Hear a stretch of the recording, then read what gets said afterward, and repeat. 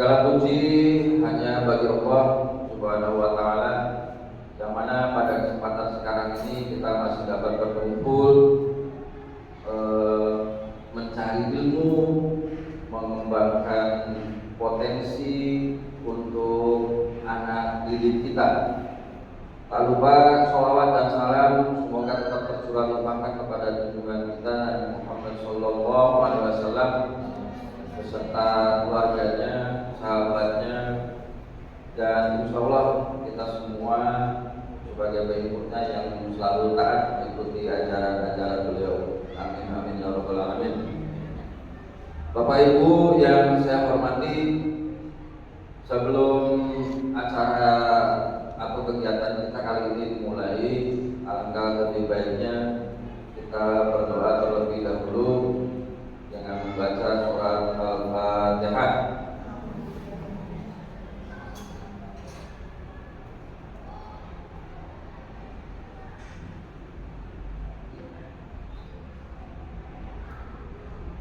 Amin amin ya rabbal alamin. Terima kasih. Untuk selanjutnya Bapak dan Ibu, agar menggeliatkan semangat kita ya, dalam proses pembelajaran kita kali ini, kita teriakkan yel-yel dulu ya Bapak dan Ibu ya. Yel-yelnya bagaimana? Kalau saya bilang, siapa kita? SMP Negeri 1 Sumber, Kabupaten Cirebon. SMP 1 Sumber, siap maju bersama.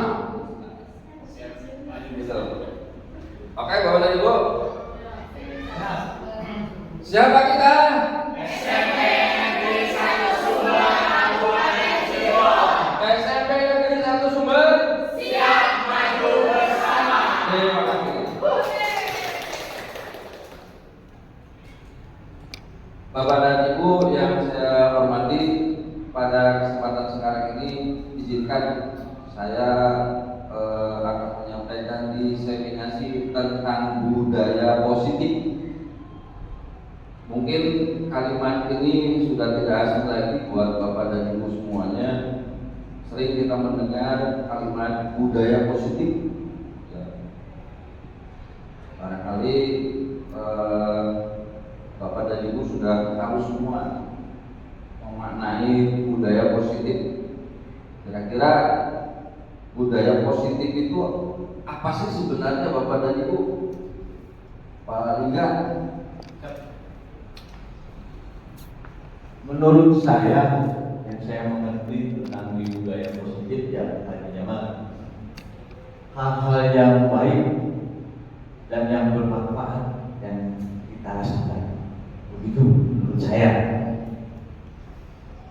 Baik, terima kasih Pak Lingga. Ada yang lain?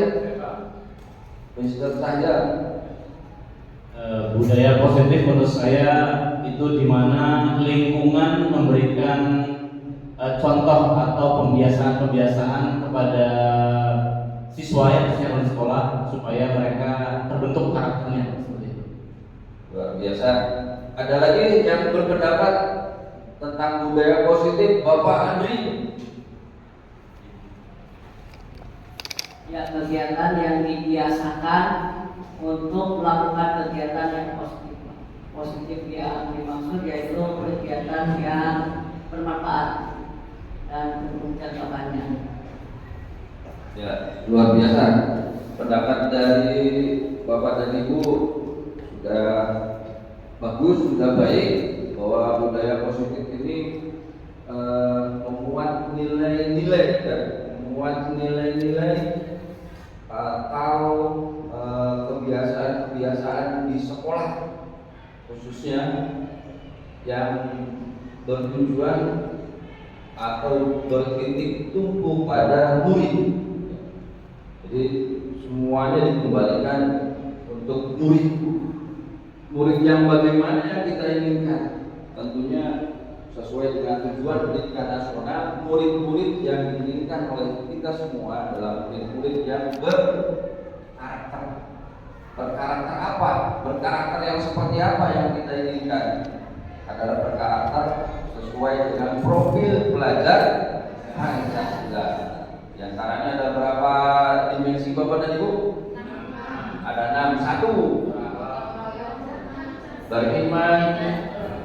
bertakwa kepada Tuhan Yang Maha Esa dan berakhlak mulia.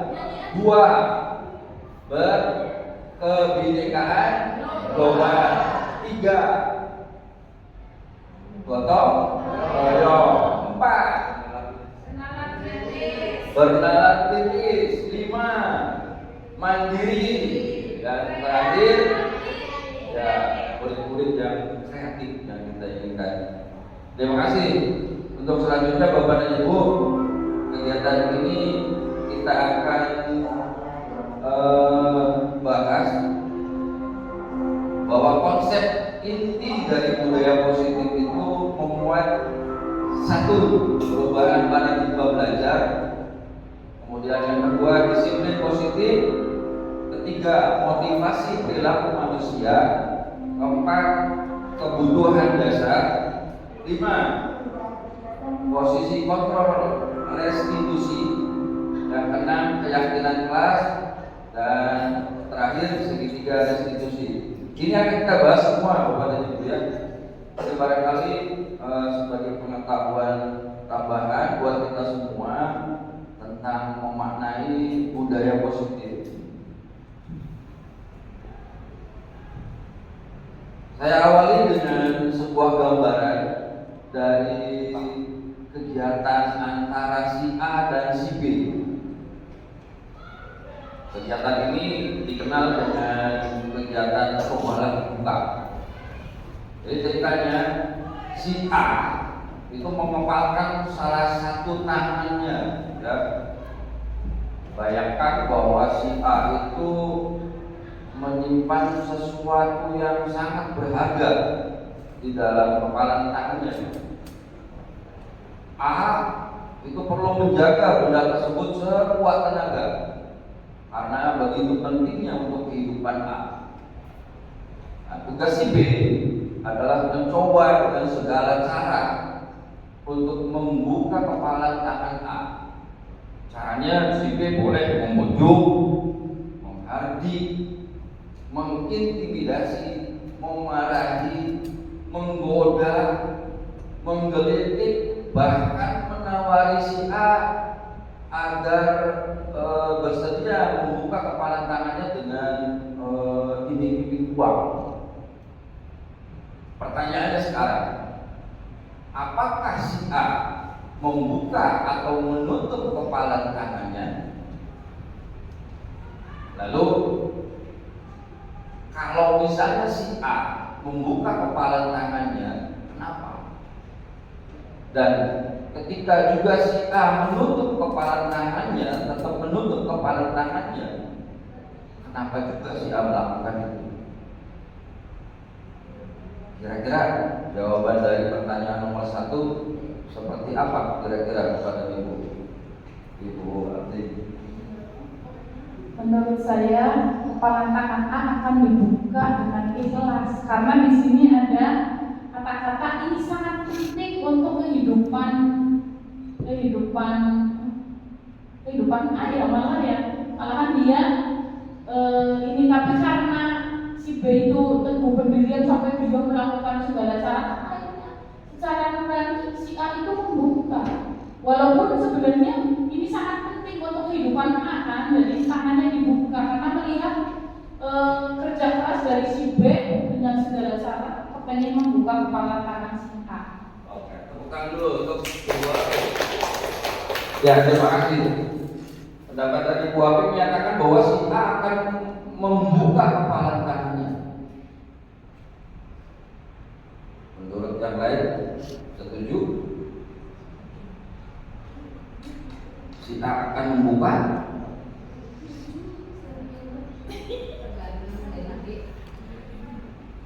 Kalau menurut saya belum. Ya, Ibu Putri, jadi Ibu Putri. Kalau menurut saya kan tadi Bu Abi membuka secara ikhlas, ya. Tapi kalau menurut saya si A akan terbuka tangannya tapi nggak secara ikhlas gitu, karena itu kan kehidupan yang penting buat A. Jadi mungkin bisa karena terpaksa atau karena itu intimidasi atau tekanan gitu. Ya. ya Pak mungkin akan membuka nanti dengan berbagai kerja keras yang Ya. Terima kasih Bu dari Ibu Wahyuni. Terima kasih Pak atas kesempatannya. Bahwa saya punya sudut pandang yang berbeda Bu. Bahwa saya tetap mengembangkan peran. Karena di sini A itu harus mempunyai prinsip. Kenapa? Karena di sini itu sesuatu yang sangat berharga. Walaupun diiming-imingi uang atau dihardik atau mengintimidasi gitu, atau dimarahi, tetap kalau seseorang yang punya prinsip tidak akan membuka kepala tangannya. Jadi bertahan untuk menutup, kecuali itu berkaitan dengan diri dia sendiri akan terbuka secara sendirinya. Seperti itu Pak. Terima kasih. Luar biasa. Terima kasih Bu Uni. Ya, jadi pertanyaan pertama ini akan dijawab dari soal yang kedua.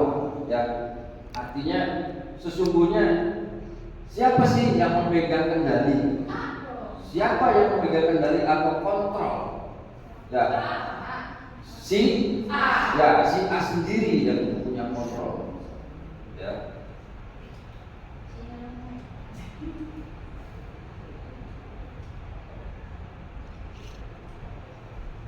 Si A sendiri yang punya kontrol, walaupun bagaimanapun caranya si B dengan cara mengintimidasi, menggoda, menggelitik, bahkan mengiming-imingi uang sekalipun.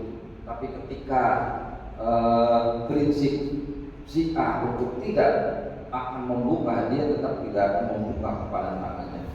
Dan ini barangkali salah satu gambaran ya, tentang kegiatan di awal tentang budaya positif yang akan kita gali ya, dari konsep-konsep inti dari budaya positif.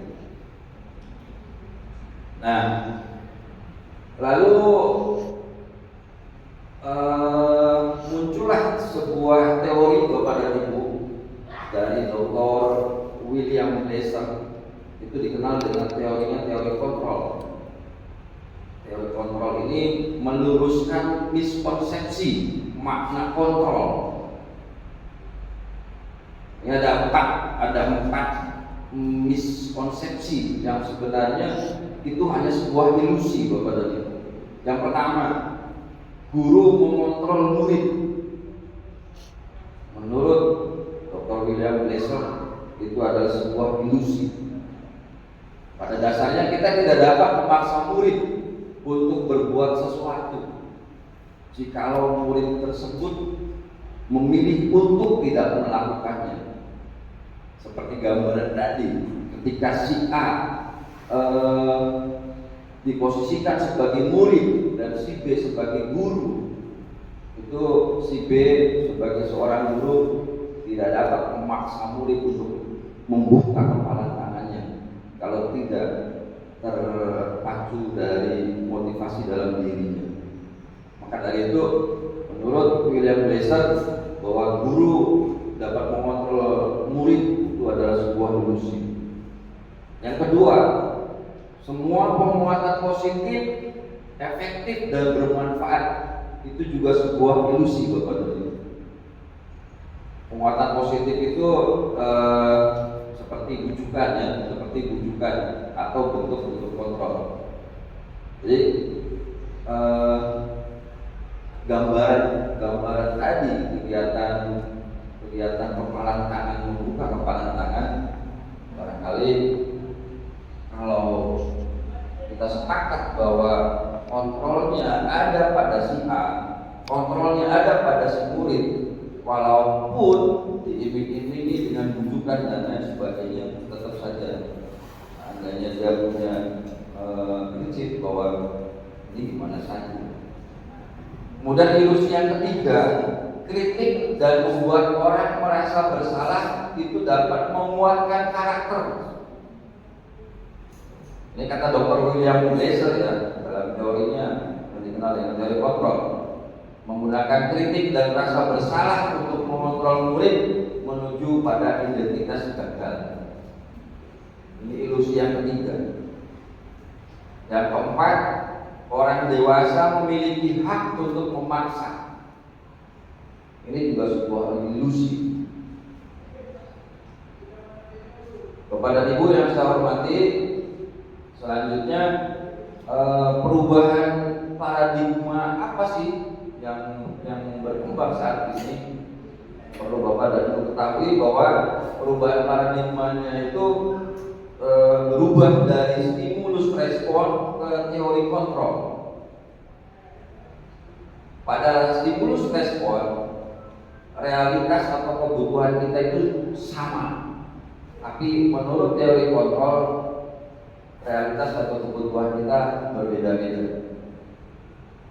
Kemudian menurut stimulus respon, semua orang melihat hal yang sama, tapi tidak begitu menurut teori kontrol. Teori kontrol menyatakan bahwa setiap orang memiliki gambaran yang berbeda. Pada stimulus respon, kita mencoba mengubah orang agar berpandangan sama dengan kita. Tetapi menurut teori kontrol tidak begitu. Kita berusaha memahami pandangan orang lain tentang dunia. Jadi tidak bisa harus mengubah orang agar pandangannya sama dengan kita. Teori kontrol tidak begitu. Kemudian di stimulus respon, perilaku buruk dilihat sebagai suatu kesalahan. Tetapi di teori kontrol, perilaku yang demikian itu dipahami sebagai sebuah perilaku yang memiliki tujuan. Di stimulus respon, orang lain bisa mengontrol saya, atau kebalikannya, saya bisa mengontrol orang lain. Tetapi pada teori kontrol, hanya Anda yang bisa mengontrol diri Anda, dan Anda tidak bisa mengontrol orang lain. Kemudian paradigma stimulus respon ini mengacu kepada teori kontrol. Yang berikutnya adalah di stimulus respon pemaksaan ada pada saat bujukan gagal. Pada teori kontrol, kolaborasi dan konsensus menciptakan pilihan-pilihan baru. Kemudian yang terakhir, di stimulus respon, model berpikirnya itu menang kalah, ya? Menang kalah. Pada teori kontrol tidak begitu. Model berpikirnya itu menang-menang. Artinya apa?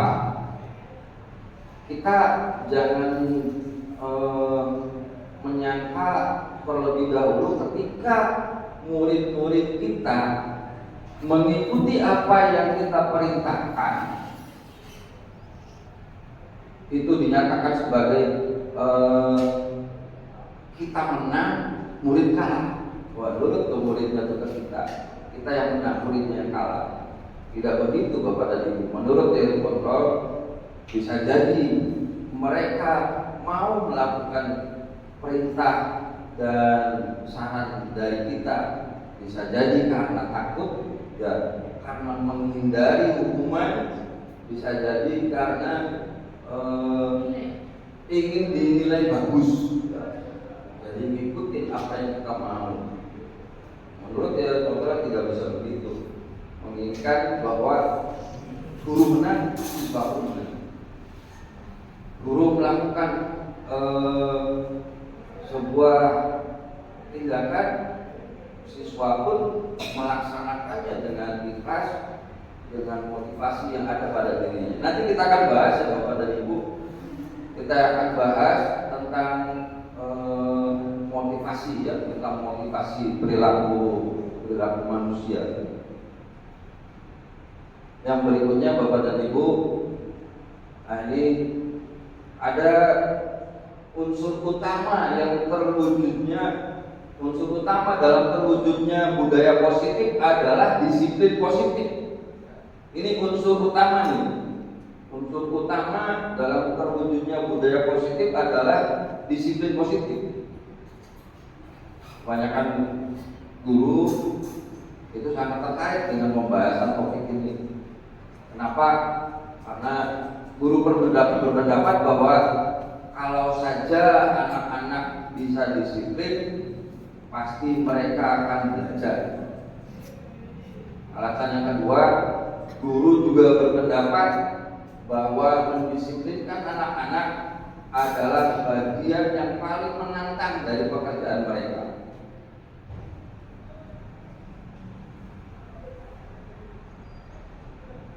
Kebanyakan orang kalau mendengar kata disiplin itu selalu dihubungkan dengan tata tertib, dengan teratur, kepatuhan pada peraturan. Terus kata disiplin juga sering dihubungkan dengan hukuman, ya. Padahal sesungguhnya berbeda, karena belajar tentang disiplin positif tidak harus dengan memberi hukuman. Justru salah satu alternatif terakhir, kalau perlu tidak usah digunakan sama sekali. Dalam budaya kita, makna kata disiplin dimaknai menjadi sesuatu yang dilakukan seorang pada orang lain untuk mendapatkan kepatuhan. Kita cenderung menghubungkan kata disiplin dengan ketidaknyamanan. Bahwa pendidikan kita, Bapak Ki Hajar Dewantara menyatakan di mana ada kemerdekaan, disitulah harus ada disiplin yang kuat.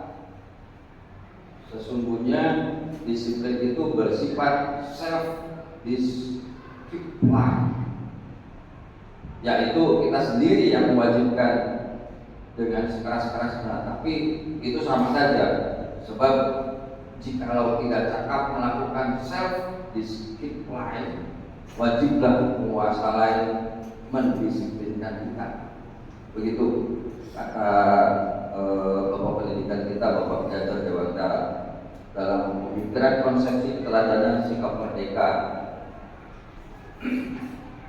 Nah, merdeka menurut Bapak Ki Hajar Dewantara itu diartikan tidak hanya terlepas dari perintah.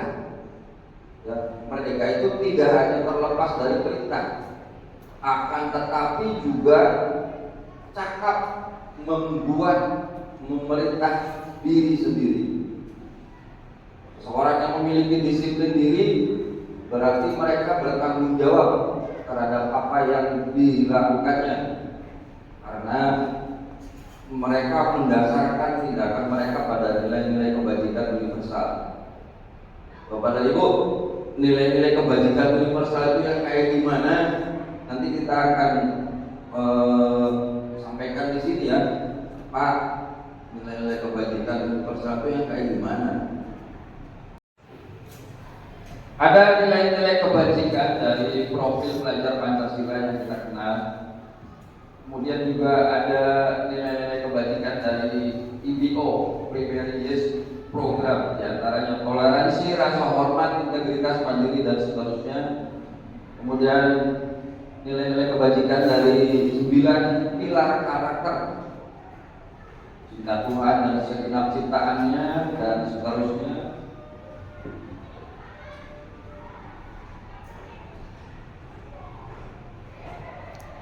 Dan ada juga dari The Seven Essential Virtues, empati, suara hati, kontrol diri, dan seterusnya.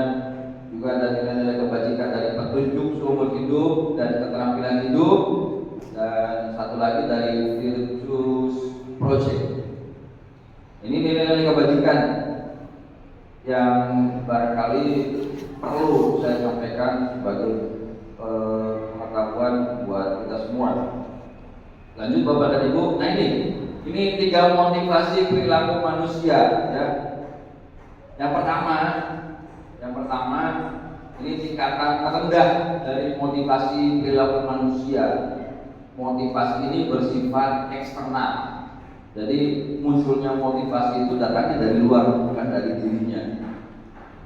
Dia punya motivasi untuk menghindari ketidaknyamanan atau hukuman.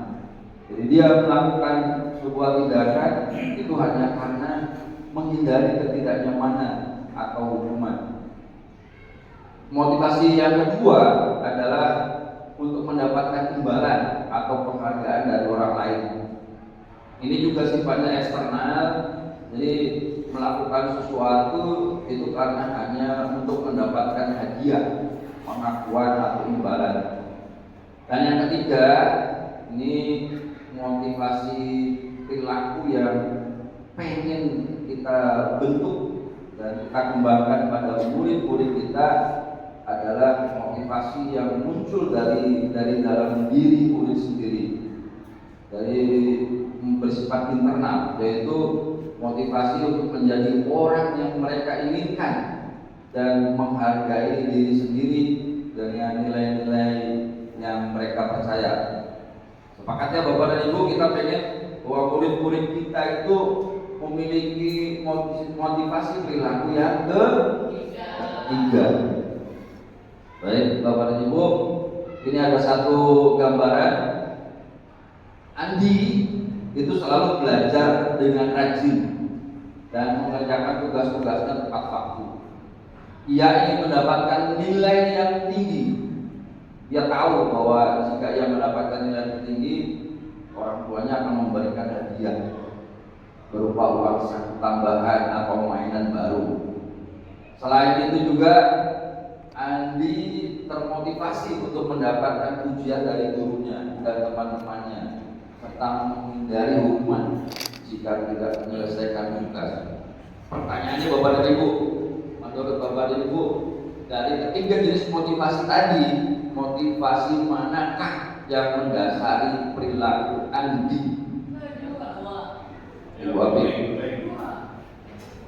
Menurut saya motivasi yang kedua, karena dia dari eksternal ya, dia ingin mendapatkan pujian, mendapatkan nilai yang tinggi, mendapatkan hadiah dari orang tuanya, bukan dari motivasi diri sendiri. Oke. Pendapat lain dari Ibu Nunung?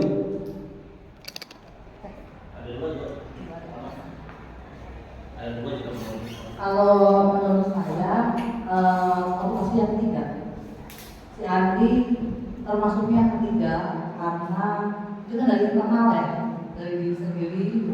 Karena dia ingin mendapatkan pujian, kemudian ingin dipuji, ingin motivasinya dia dipuji, ingin mendapatkan mainan baru, gitu ya. Jadi motivasi internal.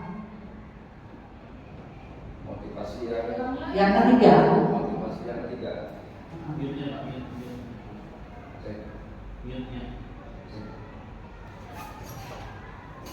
Ya, terima kasih. Ya. Terima kasih Bu Nunung. Kita kembali ke masalah Andi tadi.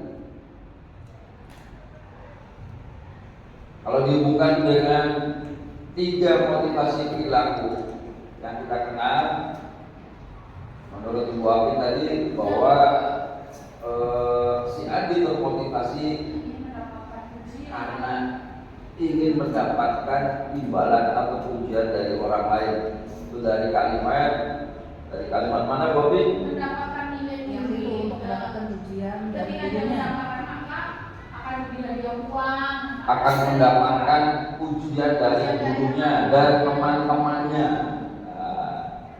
Wabin berpendapat seperti itu. Dari bahasa si Andi ini termotivasi hanya karena ingin mendapatkan pujian dari gurunya. Tetapi apakah si Andi juga termotivasi karena menghindari hukuman? Ya, di sini ada kalimatnya serta menghindari hukuman jika tidak menyelesaikan tugas. dari guru juga masuk pada sini. Dari Ibu Nunung tentang motivasi intrinsik ada di sini ada. Karena dia ingin mendapatkan nilai yang tinggi Dia ingin mendapatkan nilai yang tinggi. dari diri sendiri. Ya, itu kan tujuan yang ingin dicapainya Bapak dan Ibu. Tujuan yang ingin dicapainya itu. Nah, motivasi untuk mencapai tujuannya itu datangnya dari mana dia bisa termotivasinya tuh. Berarti kan ada 2 motivasi ya. Ada 2 motivasi nih yang dimiliki oleh si Andi untuk mendapatkan nilai yang tinggi itu. Dia melakukannya karena motivasi yang pertama dan motivasi yang kedua. tidak muncul motivasi yang ketiga yang termotivasi dari dalam dirinya itu tidak ada. Begitu barangkali gambarannya ya Bapak Ibu. Nah, konsep inti yang berikutnya dari budaya positif, kita juga harus tahu kebutuhan dasar manusia dan Bapak dan Ibu. Ada 5 kebutuhan dasar manusia. Yang pertama survival, yang kedua love and belonging, yang ketiga freedom, yang keempat fight, dan yang kelima adalah power atau penguasaan. Kebutuhan yang pertama yaitu bertahan hidup, ini lebih cenderung ke psikis ya, ke fisik. Jadi kebutuhan hidup biologis ya, kebutuhan fisik. Yang keempatnya kebutuhan kasih sayang dan rasa diterima, kebutuhan kebebasan, kesenangan dan penguasaan. Keempat-empatnya ini lebih cenderung pada kebutuhan psikis ya. Untuk lebih memahaminya barangkali ada studi kasus Bapak dan Ibu. Ceritanya Ibu Ambar. Ibu Ambar ini wali kelas 2A, dia pelita hati. Ibu Ambar ini sedang kebingungan menghadapi pula salah satu murid di kelasnya, namanya Doni. Beberapa anak di kelas 2A telah datang padanya dan mengeluhkan Doni yang seringkali meminta bekal makan siang mereka dengan paksa. Pula si Doni itu demikian Bapak dan Ibu, sering meminta bekal makan siang teman-temannya dengan paksa. Bapak, saya minta nanti pendapat juga dari Bapak dan Ibu. Jika Bapak dan Ibu menghadapi situasi seperti Ibu Ambar, apa yang akan dilakukan? Kira-kira ini punya alasan apa melakukan itu? Maka ada yang akan berpendapat. Ibu Sumani. Tes. Ibu Putri. Sini lah berhentian belum sih. Oke. Kalau menurut saya, kalau saya jadi Ibu Ambar, dua. Nah, yang pertama lakukan itu memanggil Doni. Memanggil Doni. Ya, berbicara dulu sama Doninya. Ya. Kenapa Doni? Apa benar Doni itu melakukan seperti yang teman-temannya katakan? Ya. Iya. Jadi ditanya Jadi dulu ya, percaya dulu ya. Ditanya dulu ke Doni. Barangkali Doni itu Alasannya apa gitu ya Bu ya? ditanya dulu benar enggak gitu kata teman-temannya kayak gini memaksa gitu, apa Doni itu memaksa teman-temannya atau cuma jahil biasa gitu kan. Ya, lalu Terus kira-kira kenapa Doni suka seperti itu teman-temannya gitu. Lalu nanti kalau udah tahu misalkan kayak Doninya memang butuh atau cuma sekedar jahil, dinasehatin dulu sama nanti dikasih jeda beberapa hari ke depan. Nanti kalau kayak gitu lagi Doni dipanggil lagi. oke. Gitu kan. Dan apa ya, kira-kira sampai sekiranya si Doni itu mengerti kalau jangan memaksa temannya. Yang paling penting itu bukan tentang minta makanannya, tapi pemaksaannya itu yang kurang baik. Ya, tepat sekali ya. Saya sependapat dengan apa yang disampaikan oleh Ibu Putri. Jadi merujuk pada situasi yang sedang dihadapi Ibu Anwar, Ibu Ambar. Konteks penegakan disiplin positif, Ibu Ambar sebaiknya mencari tahu dulu alasan Doni melakukan tindakan tersebut agar tahu kebutuhan mana yang sedang berusaha dipenuhi oleh Doni terkait dengan kebutuhan lima kebutuhan dasar manusia tadi. Ya, betul. Jadi Doni dipanggil dulu, kemudian kita tanya alasan Doni melakukan itu sebenarnya apa. Nanti kita kaitkan Kebutuhan apa sih sebenarnya yang dia inginkan? Nah, dari 5 kebutuhan dasar yang tadi diuraikan, kira-kira Doni pengen memenuhi kebutuhan dasarnya itu yang mana, Bapak dan Ibu?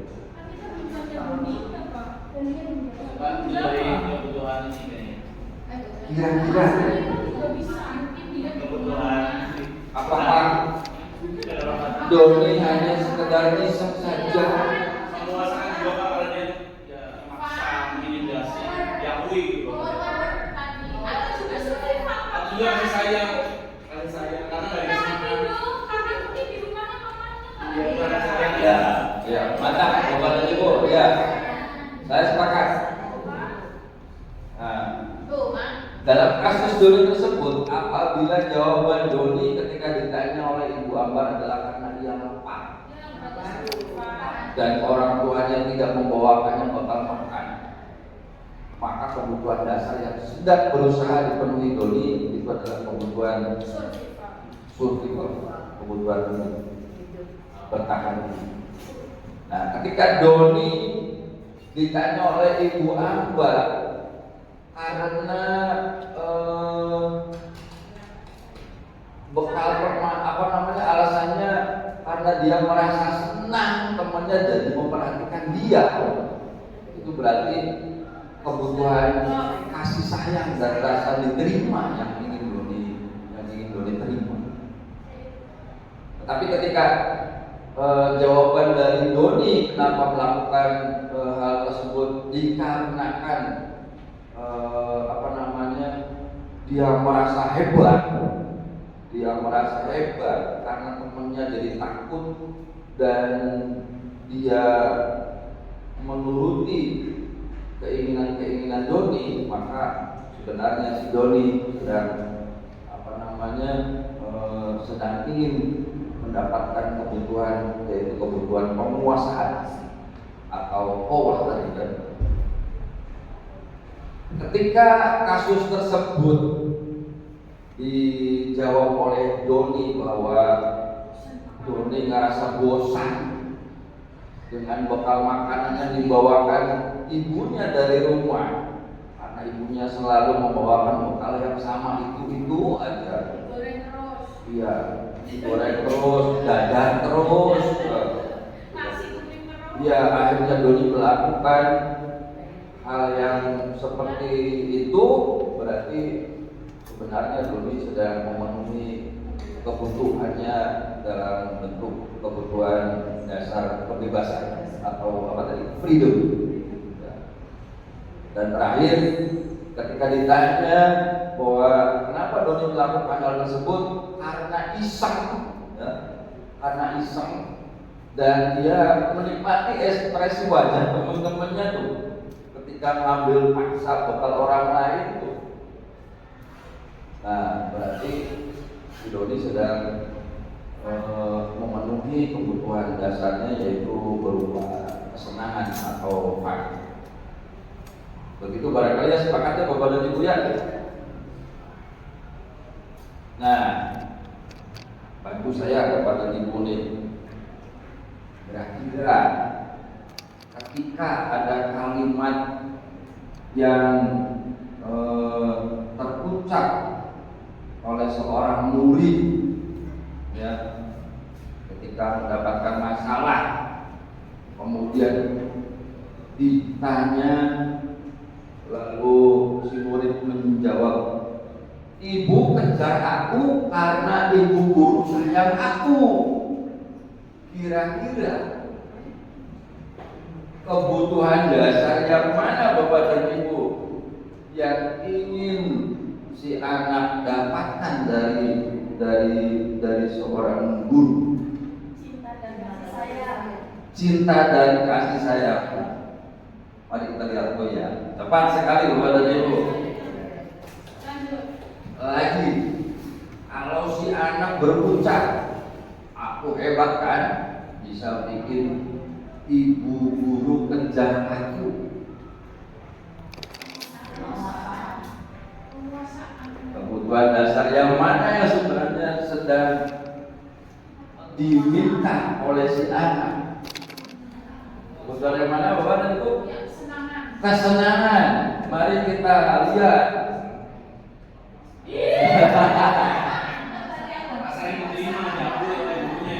Ternyata jawaban yang tepat adalah kebutuhan penguasaan yang diinginkan oleh si anak, dengan berkata aku hebat kan, bisa bikin ibu guru secara aku. Yang berikutnya Bapak dan Ibu, ada lagi nih, aku bosen belajar mewarnai terus di dalam kelas. Yang mana? Ya, coba kita lihat betul salah. Ya. Tapi ini kuncinya urut Pak Haji. Di bawah. Kita sengaja. Masih ada lagi tidak? Oh, tidak ada. Kita lanjutkan Bapak dan Ibu. Konsep inti berikutnya dari budaya positif, kita juga harus tahu dan memahami tentang hukuman, penghargaan, dan restitusi. Ya, tiga kalimat ini harus bisa membedakan. Hukuman juga itu harus bisa membedakan antara hukuman dengan satu lagi itu sanksi, ya. Sanksi atau konsekuensi itu berbeda Bapak dan Ibu, antara hukuman dengan sanksi atau konsekuensi. Kemudian nanti penghargaan kita akan juga bahas, dan terakhir nanti restitusi. Ada satu kasus lagi nih Bapak dan Ibu. Kalau tadi kasus Ibu Ambar, ini kasus Ibu Anas. Kasusnya Ibu Anas. Jadi begini ceritanya kasusnya Bu Anas itu.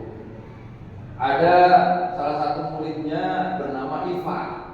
Iva ini kurang menguasai pelajaran matematika, sehingga pada saat pelajaran berlangsung dia lebih banyak berdiam diri atau menggambar di buku pelajarannya.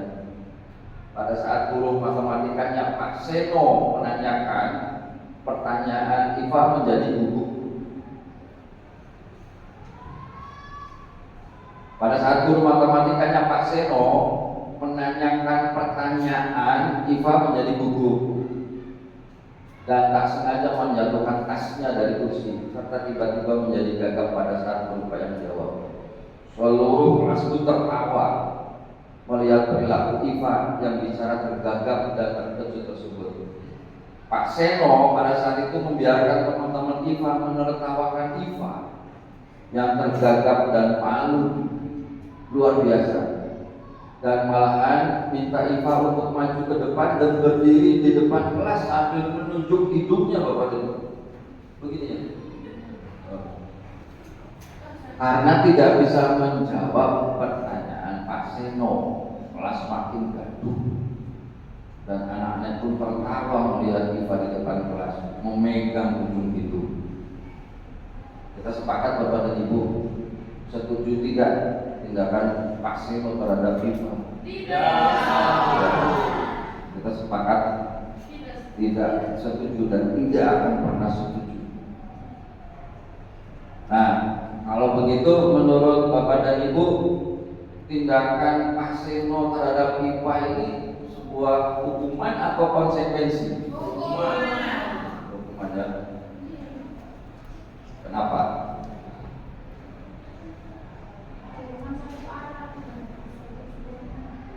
Hanya satu arah ya, hanya satu arah. Terus nggak nyambung ya Bapak dan Ibu ya, pelajaran matematik. Iya, macam itu.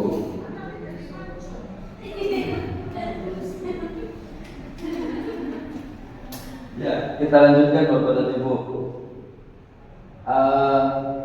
Ini barangkali konsep yang jelas berkenaan dengan perbedaan antara hukuman, konsekuensi, dan restitusi. Nanti barangkali saya share aja ini slide-nya ya. Kita lanjutkan saja.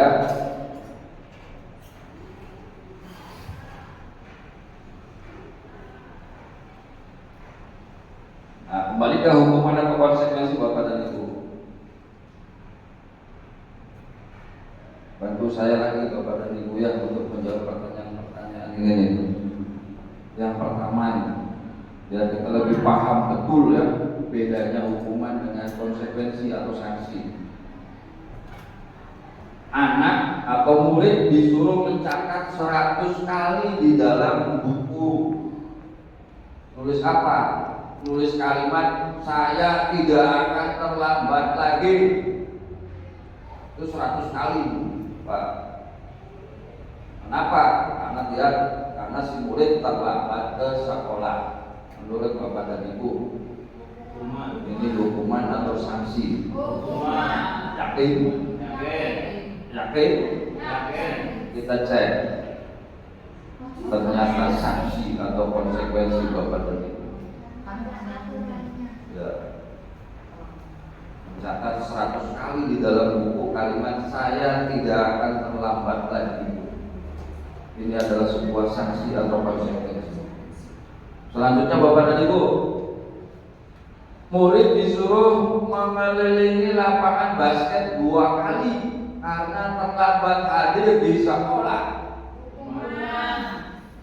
Hukuman apa sanksi? Yakin? Ya. Betul. Lagi membersihkan coretan yang dibuatnya di meja tulis. Sanksi. Betul. Murid diminta untuk push up 15 kali karena tidak menggunakan masker. Hukuman. Menggantikan kertas tugas teman. Sanksi. Betul. Berjemur di lapangan basket pukul 12 jam. Hukuman. Ya tepat. Murid diminta bertelanjang kaki sepanjang hari karena tidak menggunakan sepatu warna hitam. Sanksi. Hukuman dan sanksi. Sanksi dan hukuman. Kita lihat. Ternyata itu adalah sebuah hukuman. Berdiri di depan kelas sambil mengangkat kaki satu. Hukuman. Jelas ya. Membersihkan tumpahan air di meja tulis. Sanksi. Ya tepat sekali Bapak dan Ibu. Kehilangan 10 menit jam istirahat untuk mengerjakan tugas karena terlambat datang. Sanksi. Ya. Duduk di bangku di pinggir lapangan pada jam istirahat tidak diizinkan bermain oleh guru piket karena mencederai teman saat bermain di lapangan. Hukuman apa sanksi? Hukuman dan sanksi? Hukuman apa sanksi? Sanksi. Ya, tepat sekali. Terlambat hadir di pembelajaran daring 15 menit dan diminta untuk tinggal 15 menit sesudah kelas usai. Sanksi. Tepat. Lari mengelilingi lapangan basket 2 kali karena terlambat 10 menit untuk pelajaran PJOK. Bukan hukuman, bukan. Yakin? Sanksi. Bukan hukuman. Terkait ya dengan pelajaran PJOK ya, jadi sanksi bukan hukuman. Oke. Ya betul Bapak Ibu. Membersihkan WC. Hukuman sanksi. Hukuman. Oke, Bapak dan Ibu kita lanjutkan ya. Setelah kita mengetahui perbedaan antara hukuman dengan sanksi atau konsekuensi, mari kita bicara penghargaan sekarang. Ya. Mari kita bicara tentang penghargaan. Tapi sebelumnya ini yang harus kita wujudkan dari perilaku seorang murid, motivasi dalam dirinya, motivasi intrinsik. Saat seorang anak belajar untuk pertama kali menggabungkan huruf-huruf dan kata-kata, mungkin putra putri ibu di rumah juga kan sama ya. Ketika melihat kemajuan yang ada pada anak, sudah bisa menggabungkan huruf-huruf dan kata-kata, serta menyadari bahwa ia dapat membaca, timbul bijak di matanya dan sebuah senyuman di wajahnya. Anak tersebut begitu gembira bahwa ia telah mempelajari dan menguasai suatu keterampilan baru. Kesadaran akan kemampuannya bahwa dia sudah dapat membaca itu sesungguhnya sudah merupakan sebuah penghargaan. Nah ini menurut Al-Fiqh ya, menurut Al-Fiqh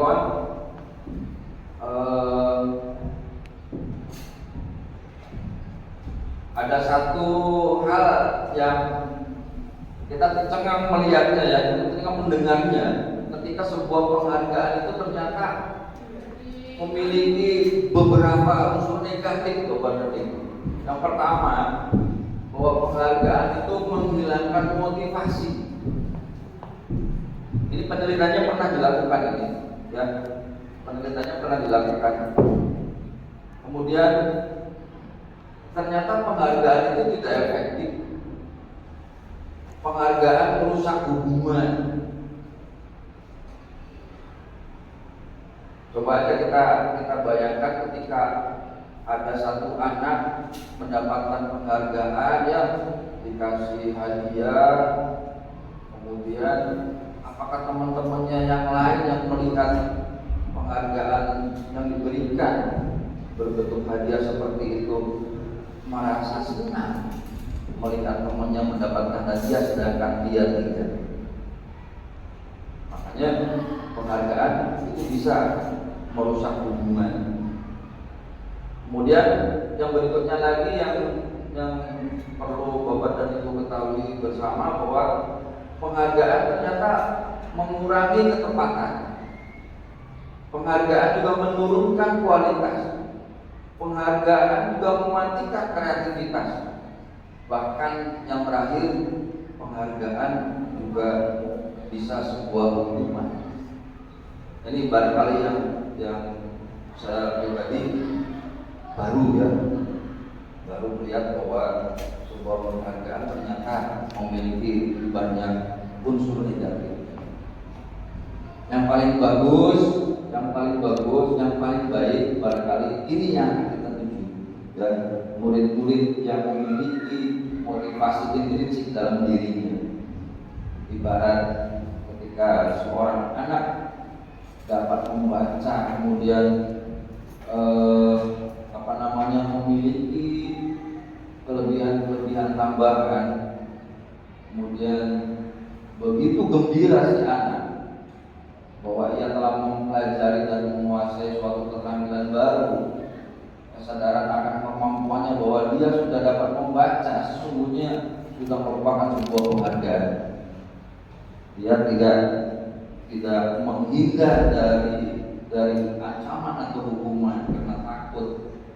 Dia tidak melakukannya karena iming-iming atau ujian bahkan penghargaan, tapi dengan sendirinya muncul dari motivasi intrinsik pada dirinya. Inilah penghargaan yang terbesar buat si murid. Bapak dan Ibu, satu lagi yaitu restitusi. Ini tadi ada hukuman VS, hukuman VS sanksi atau konsekuensi, kemudian penghargaan, dan yang ketiga restitusi. Kata restitusi juga mungkin sering Bapak dan Ibu dengar, bahkan sudah tahu apa sih restitusi. Saat seorang belajar untuk pertama kali menggabungkan huruf-huruf dan kata serta menyadari dia dapat membaca tadi ya, sudah. Restitusi juga adalah proses kolaboratif yang mengajarkan murid untuk mencari solusi untuk sebuah masalah dan membantu murid berpikir tentang orang seperti apa yang mereka inginkan. Restitusi juga membantu murid menjadi lebih memiliki tujuan, disiplin positif, dan memulihkan dirinya setelah berbuat salah. Nah, inilah tindakan yang dinamakan dengan restitusi. Jadi sebuah cara menanamkan disiplin positif pada murid, itu dinamakan dengan restitusi. Bapak dan Ibu, perlu juga kita dalami, kita maknai posisi kontrol guru ini sebagai konsep inti berikutnya dari budaya positif. Kita juga perlu tahu posisi kontrol kita sebagai guru, ya. Yang pertama, posisi sebagai penghukum. Yang kedua, sebagai pembuat merasa bersalah. Kapan posisi kontrol guru sebagai pembuat merasa bersalah? Itu ketika menggunakan keheningan yang membuat orang lain merasa tidak nyaman, bersalah. Nanti kita lihat contoh-contohnya, ya Bapak dan Ibu. Posisi kontrol yang ketiga sebagai teman. Yang berikutnya, yang keempat adalah sebagai pemantau. Dan yang terakhir yang diharapkan adalah posisi kontrol sebagai manajer. Berikut kita lihat contoh-contohnya, ya, yang dikutip dari Yayasan Pendidikan Luhur, di mana seorang murid melanggar sesuatu peraturan sekolah. Selanjutnya ada dialog antara seorang guru dengan murid, serta bagaimana guru tersebut menjalankan disiplin menggunakan kelima posisi kontrol untuk kasus yang sama. Apa kasusnya? Kasusnya Adi. Muridnya namanya Adi, dia terlambat hadir di sekolah. Nah, posisi kontrol guru dengan kasus si Adi terlambat datang ke sekolah, itu bisa saja sebagai penghukum. Cirinya apa? Cirinya kalau ngomong begini Bapak dan Ibu, terlambat lagi, pasti terlambat lagi, selalu datang terlambat, kapan bisa datang tepat waktu? Nah, itu biasanya yang diucapkan oleh seorang guru ketika menghadapi si Adi terlambat. Nah, penyampaian guru seperti itu berarti posisi kontrol guru adalah sebagai penghukum. Hasilnya bagaimana? Hasilnya kemungkinan murid marah atau pendendam. Bisa jadi sesudah kembali duduk, murid tersebut akan mencoret-coret bukunya atau meja tulisnya. Lebih buruk lagi, sepulang sekolah, murid melihat motor atau mobil bapak dan ibu guru, akan menggores kendaraannya dengan paku atau menggembosin ban motor paling enggak atau panah. Kalau posisi kontrol seorang guru seperti ini sebagai penghukum. Lalu ketika si guru nadanya memelas, ya, nadanya tuh ngomong ke murid si Adi tadi tuh memelas, halus, sedih gitu. Adi, kamu ini bagaimana ya? Kamu sudah berjanji dengan ibu tidak akan terlambat lagi. Kamu kenapa ya senang sekali mengecewakan ibu? Ibu benar-benar kecewa sekali. Nah, itu biasanya kalimat yang disampaikan gurunya seperti itu. Itu ciri dari posisi kontrol seorang guru sebagai pembuat merasa bersalah. Hasilnya apa, Bapak dan Ibu? Murid akan merasa bersalah telah mengecewakan ibu atau bapak gurunya. Murid akan merasa menjadi orang yang gagah dan tidak sanggup membahagiakan orang lain.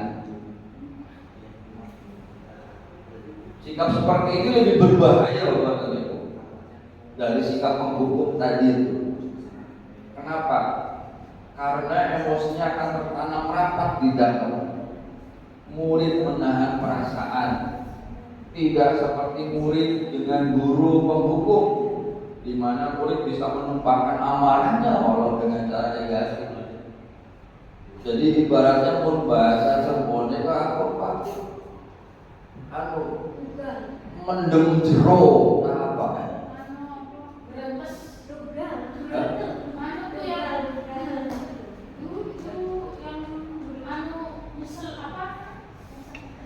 Nyesek, mendem jero. Jadi pengen mengungkapkan nggak bisa, akhirnya dia yang dia rasakan tuh perasaan bersalah terus. Makanya posisi kontrol seorang guru kalau posisinya sebagai pembuat merasa bersalah itu lebih berbahaya dari posisi kontrol sebagai seorang penghukum.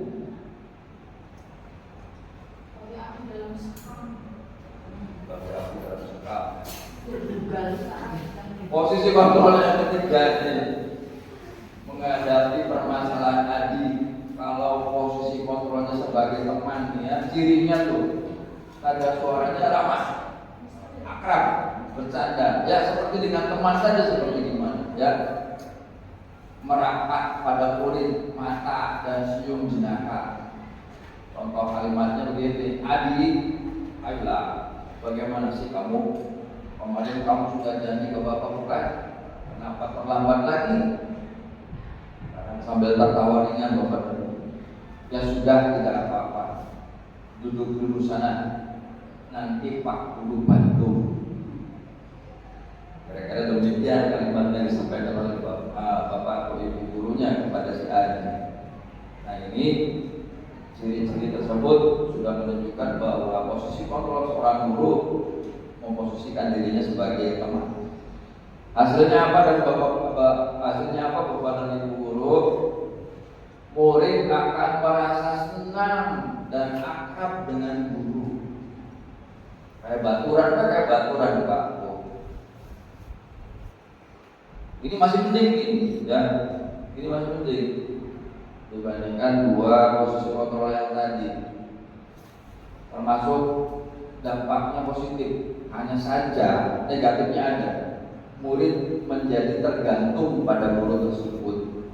Bila ada masalah, dia merasa bisa mengandalkan guru tersebut untuk membantunya.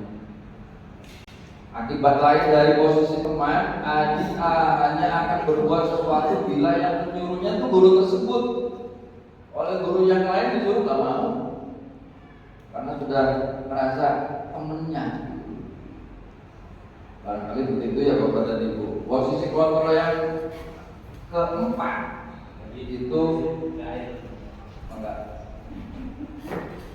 posisi kontrol yang keempat adalah posisi memantau. Tanda suaranya datang Bapak dan Ibu, bahasa tubuhnya formal. Contohnya ini. Nah hasilnya apa? Kalau posisi guru sebagai pemantau, hasilnya murid memahami konsekuensi yang harus dijalankan karena telah melanggar salah satu peraturan sekolah. Guru tidak menunjukkan suatu emosi yang berlebihan karena anak sendiri juga sadar dia sudah melanggar tata tertib atau peraturan yang sudah ditetapkan oleh sekolah. Posisi terakhir, posisi kontrol terakhir seorang guru adalah ini yang kita pengen belajar dari sini ya. Posisi kontrol sebagai manajer. Ada suaranya tulus kepada Ibu. Bahasa tubuh tidak kaku mendekati murid. Ini percakapan contohnya ya. Adi, apakah kamu mengetahui jam berapa sekolah dimulai? Tahu Pak, jam 7. Ya, jadi kamu terlambat. Kira-kira bagaimana kamu akan memperbaiki masalah ini? Lebih dominan menyampaikan dengan sebuah pertanyaan ya, untuk menggali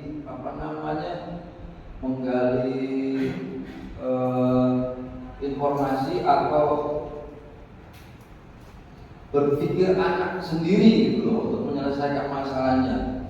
Jadi mengajak murid untuk menyelesaikan sendiri masalahnya. makanya lebih dominan dengan sebuah pertanyaan-pertanyaan. Iya, jadi kamu terlambat. Kira-kira bagaimana kamu akan memperbaiki masalah ini? Nanya lagi. Saya bisa menanyakan teman saya, Pak, untuk mengejar tugas yang ketiga. Baik, itu bisa dilakukan. Apakah besok akan ada masalah untuk kamu agar bisa hadir tepat waktu ke sekolah? Tidak, Pak. Saya bisa hadir tepat waktu. Baik, saya hargai usahamu untuk memperbaiki diri. Anak menemukan sendiri solusinya. Ini yang diharapkannya. Jadi posisi kontrol seorang guru, mudah-mudahan kita bisa melaksanakannya dengan posisi kontrol sebagai manajer. Hasilnya apa, Bapak dan Ibu? Fokus ada pada murid, bukan untuk membahagiakan guru atau orang tua. Murid sudah mengetahui adanya suatu masalah dan sesuatu perlu terjadi. Bila guru mengambil posisi pemantau, guru akan melihat apa konsekuensinya, apa peraturannya. Namun pada posisi manajer, guru akan mengembalikan tanggung jawab pada murid untuk mencari jalan keluar permasalahannya. Nah, ini dia tadi. Ya, jadi sekali lagi posisi kontrol seorang guru ada berapa tadi, Bapak dan Ibu? Ada 5. Yang pertama, pembuka. 2, pembuat merasa bersalah. 3, teman. 4, pemantau. Dan terakhir, manajer. Bantu saya lagi, Bapak dan Ibu. Ini ada permasalahan seorang anak menjawab pertanyaan atau menyampaikan pernyataan, saya kecewa sekali dengan kamu. Ini gurunya, maksud saya ini gurunya menyampaikan kalimat ini. Saya kecewa sekali dengan kamu. Nah, itu bahasa seperti itu disampaikan ke murid. Kira-kira posisi seorang guru sebagai apa, Bapak? Membuat merasa bersalah. Kita cek. Luar biasa. 100 Bapak dan Ibu. Konsep inti yang berikutnya, ya, dari budaya positif adalah keyakinan kelas. Keyakinan kelas bersifat abstrak daripada peraturan yang lebih rinci dan konkret. Keyakinan kelas berupa pernyataan-pernyataan universal. Pernyataan keyakinan kelas senantiasa dibuat dalam bentuk positif. Keyakinan kelas hendaknya tidak terlalu banyak sehingga mudah diingat dan dipahami oleh semua warga kelas. Keyakinan kelas sebaiknya sesuatu yang dapat diterapkan di lingkungan tersebut. Semua warga kelas hendaknya ikut berkontribusi dalam pembuatan keyakinan kelas lewat kegiatan curah pendapat. Bersedia meninjau kembali keyakinan kelas dari waktu ke waktu. Ini hal yang perlu kita ketahui dari keyakinan kelas. Mudah-mudahan di sekolah kita akan terbentuk keyakinan kelas ya, seperti keyakinan kelas 9C. Insya Allah nanti akan dibentuk. Tentunya keyakinan kelas tersebut adalah kesepakatan, bukan dibuat oleh seorang wali kelas atau guru ya, tetapi kesepakatan bersama antara wali kelas dengan murid-murid di kelas tersebut.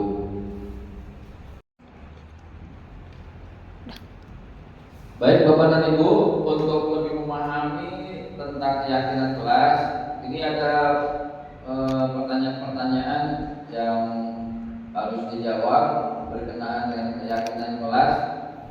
Yang pertama nih, ada satu keyakinan kelas tertulis dengan kalimat kembalikan barang ke tempatnya.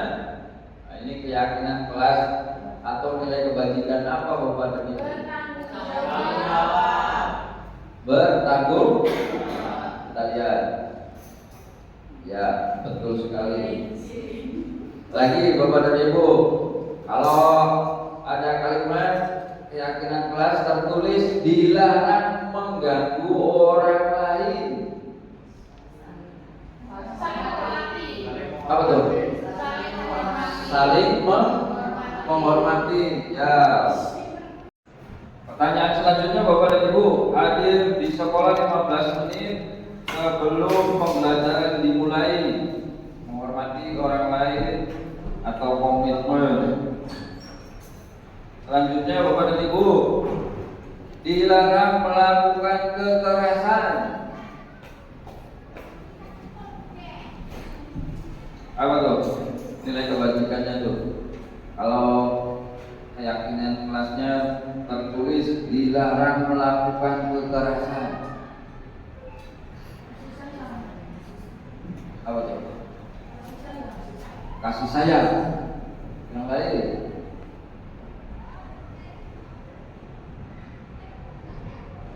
Kita lihat keyakinan kelas yang ditulis seperti ini, nilai kebajikannya adalah keamanan dan saling menghormati. Dilarang membuang sampah sembarangan. Ya Ustaz? Kebersihan, kesehatan. Ya, betul. Nah ini contoh-contoh keyakinan kelas ya Bapak Ibu yang sudah dibuat bersama-sama dengan murid di kelas. Contohnya ini ada selalu bersifat positif, senantiasa menjadi diri terbaik dan seterusnya. Ini contoh-contohnya saja. Bapak dan Ibu sebagai wali kelas barangkali bisa membuat dan mempraktikkan langsung ke murid-murid di kelasnya untuk membuat keyakinan kelas. Insya Allah nanti kita akan laksanakan bersama-sama ya, termasuk kelas saya sendiri. Terakhir dari konsep inti budaya positif adalah dikenalkan tentang segitiga restitusi. Ya, segitiga restitusi ini adalah tahapan untuk memudahkan para guru dan orang tua dalam melakukan proses untuk menyiapkan anaknya untuk melakukan restitusi. Tahapannya apa saja Bapak dan Ibu di segitiga restitusi ini? Yang pertama, menstabilkan identitas. Yang kedua adalah validasi tindakan yang salah. Dan yang ketiga, menanyakan keyakinan. Bapak dan Ibu yang saya hormati, terakhir kita akan coba melihat dan menganalisa percakapan antara Pak Joko ya. Percakapan antara Pak Joko dengan Mario dan Adi. Permasalahannya apa?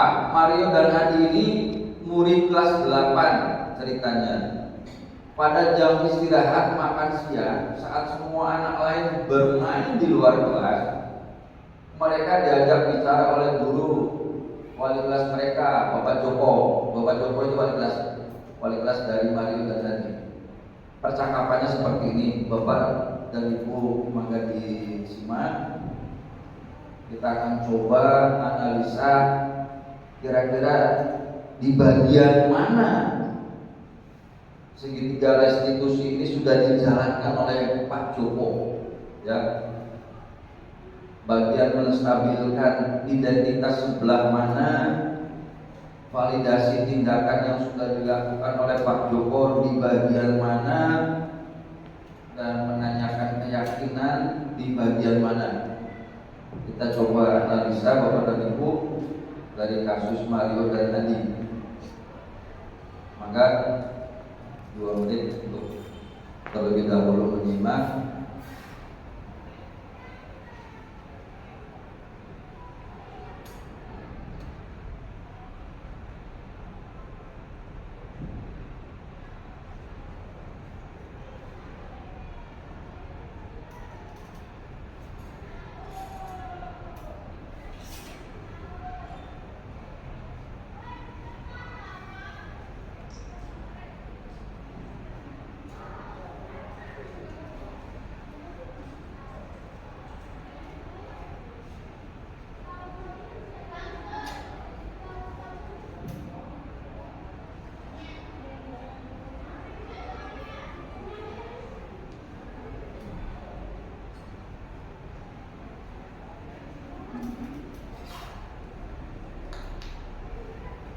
Cukup ya Bapak dan Ibu ya.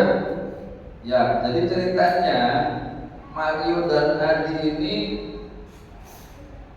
bermasalah ketika Mario dan Adi saat istirahat jam pagi ya, istirahat pagi itu main lempar-lemparan makanan di kantin. Tidak sengaja Ibu Dina sebagai kepala sekolahnya lempar ya, makanan yang jadi mainan lempar-lemparan mereka berdua itu kena Ibu Dina sebagai kepala sekolahnya. Nah, mari kita analisa bersama-sama. Ini Pak Joko ini sudah menjalankan segitiga restitusinya untuk menyelesaikan permasalahan Mario dan Adi. Kira-kira Bapak dan Ibu, di kalimat mana Pak Joko ini sudah menjalankan tahapan segitiga restitusi di tahap menstabilkan identitas? Di mana Bapak dan Ibu?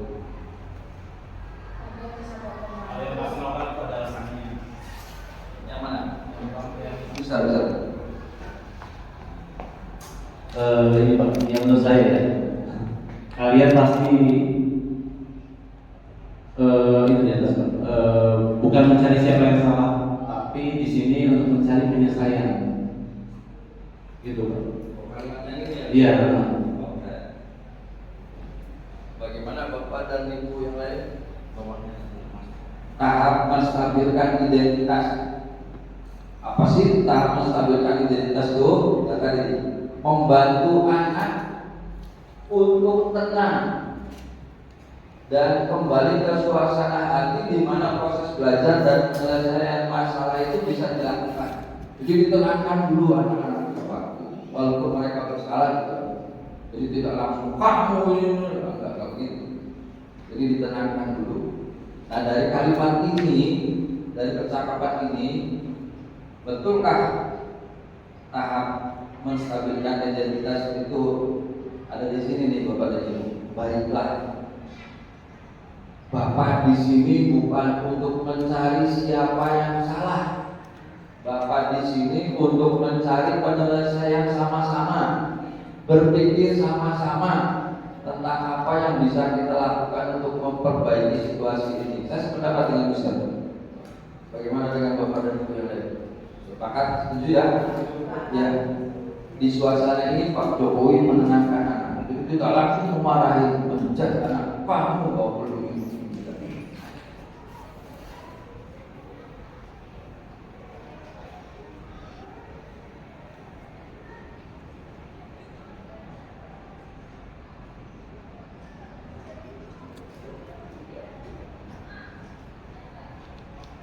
Nah, di bagian mana untuk tahapan yang kedua yaitu validasi tindakan yang salah kepada Ibu?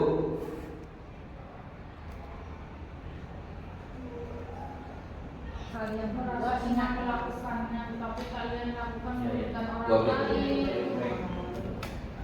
Pada kalimat, ya Bapak bisa melihat kalian merasa senang melakukannya, tetapi yang kalian lakukan merugikan orang lain, sehingga sekarang kalian dalam masalah.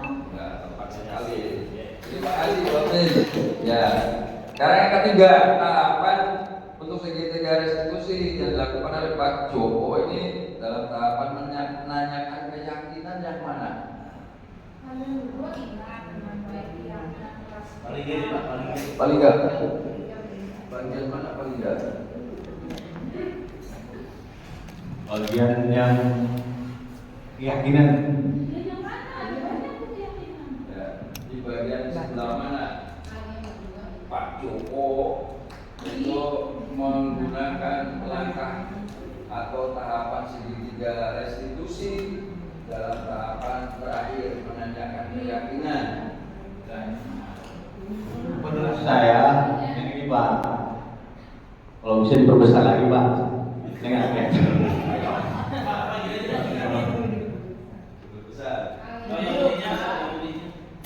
orang menurut saya Pak Joko, kalian berdua ingat kurang gede Pak, karena mata saya. Ya. Kalian berdua ingat dengan baik keyakinan kelas kita. Ya. Tidak. Iya Pak. Ya. Terima kasih Pak Linda. Siap. Pendapat yang lain. Andri, Pak Andri. Kalau menurut Pak Andri betul setuju? Tahapan segitiga restitusi yang dijalankan oleh Pak Joko pada tahapan menanyakan keyakinan itu ketika Pak Joko ngomong ini nih, kalian berdua, ini kata paling gak nih, kalian berdua ingat dengan baik keyakinan kelas kita. Kita kembali pada ketika kalian main lempar-lemparan makanan dan mengenai Bu Lina. Apakah ketika kalian melakukan itu kalian menghormati orang lain dan lingkungan? Betul? Sepakat ya? Oke? Sama yang mana? Iya, dan seterusnya Bu. Enggak, sampai ke bawah. Itu langkah Pak Joko dalam tahapan segitiga restitusi untuk menanyakan keyakinan.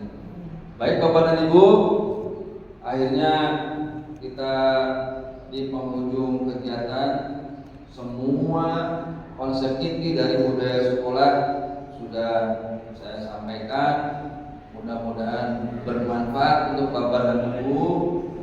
Mudah-mudahan bisa bermanfaat dan semoga saja ke depan kita bisa menerapkannya ya pada kehidupan di sekolah kita untuk kemajuan murid-murid kita, untuk keberpihakan pada murid yang kita prioritaskan selalu. Terima kasih atas kehadirannya. Terima kasih sudah meluangkan waktunya untuk kegiatan kita kali ini. Mudah-mudahan bermanfaat untuk kita semua. Kurang lebihnya mohon maaf. Saya akhiri. Billahi taufiq wal hidayah. Wassalamualaikum warahmatullahi wabarakatuh. Kasih aplaus untuk kita semua. Siapa kita?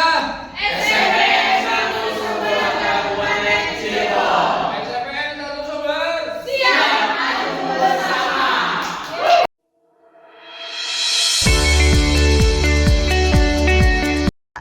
Assalamualaikum warahmatullahi wabarakatuh. Waalaikumsalam warahmatullahi wabarakatuh. Anak sekalian, pada pertemuan kali ini Bapak pengen mengajak kalian untuk berdiskusi mengenai keyakinan kelas, khususnya kelas kita yaitu kelas 9C. Kamu tahu keyakinan kelas itu apa? Tidak. Keyakinan kelas adalah peraturan yang dibuat oleh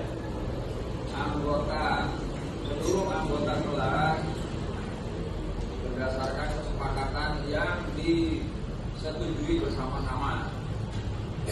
Contoh, misalnya peraturan tentang kebersihan kelas, peraturan tentang apalagi keamanan dan ketertiban kelas ini dan lain-lainnya. Itu namanya keyakinan kelas. Dan kita akan sepakati bersama-sama nih supaya nanti keyakinan kelas yang telah disepakati bersama juga dijalankan bersama-sama konsekuen. Karena apa? Karena keyakinan tersebut dihasilkan dari kesepakatan bersama. Ya, paham? Nah, langkahnya Bapak akan bagikan ini kertas kecil kepada setiap siswa untuk kamu tuangkan ya kesepakatan kelas apa yang ingin kamu curahkan untuk kelas 9C ini nih. Dan paham nggak? Paham? Ya, baru lagi ya.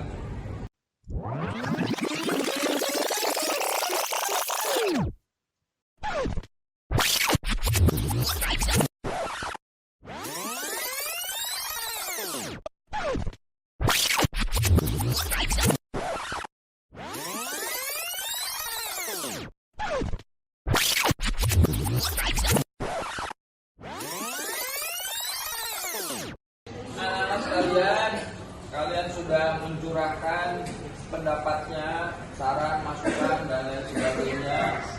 Bapak akan sortir nih ya. Barangkali dari beberapa usulan ada yang sama, gitu loh. Arah tujuannya sama atau kalimatnya sama, maka nanti Bapak akan sortir, ya.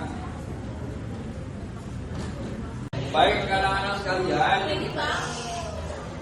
Bapak udah sortir, ya, dibantu oleh teman-teman kalian sendiri tadi. Inilah keyakinan kelas yang akan kita sepakati bersama. Untuk selanjutnya, keyakinan kelas ini akan ditulis, ya, biar kalian tahu semua. Bahwa kita tolong Ayu minta bantuannya untuk menuliskan keyakinan kelas yang kita sepakati, kita akan sepakati bersama, ya. Ayo ke depan. Terima kasih Ayu sudah membantu menuliskan keyakinan kelas yang ada. Untuk selanjutnya, karena ini kesepakatan bersama, maka Bapak minta untuk menandatangani, ya, menandatangani bahwa ini loh kesepakatan 9C. Buktinya mana? Buktinya ada. Ini kita semua tanda tangan. Untuk itu silakan satu persatu maju ke depan untuk menandatangani kesepakatan atau keyakinan kelas yang kita sepakati tadi.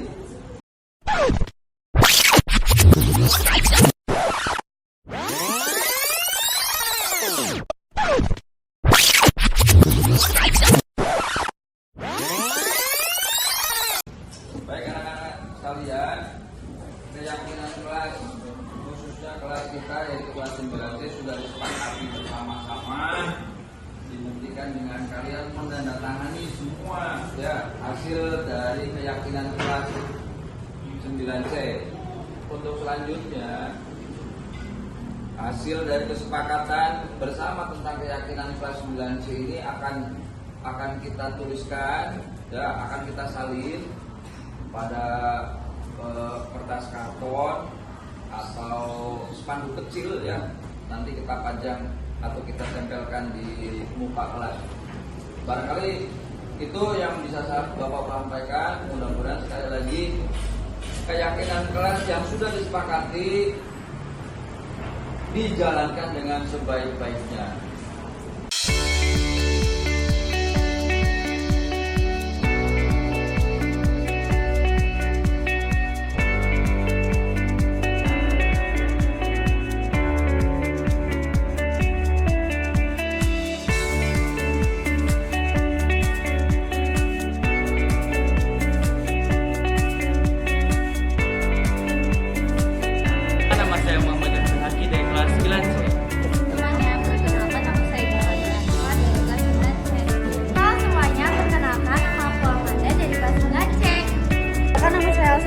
Dari kelas 9C.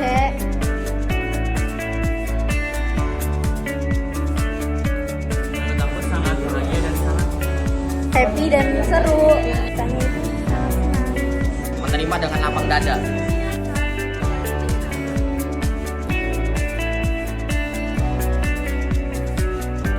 Menurut aku Penting sekali. Sangat penting sekali. Keyakinan kelas itu sangat penting untuk mendisiplinkan warga kelasnya agar disiplin. Agar warga kelas dapat disiplin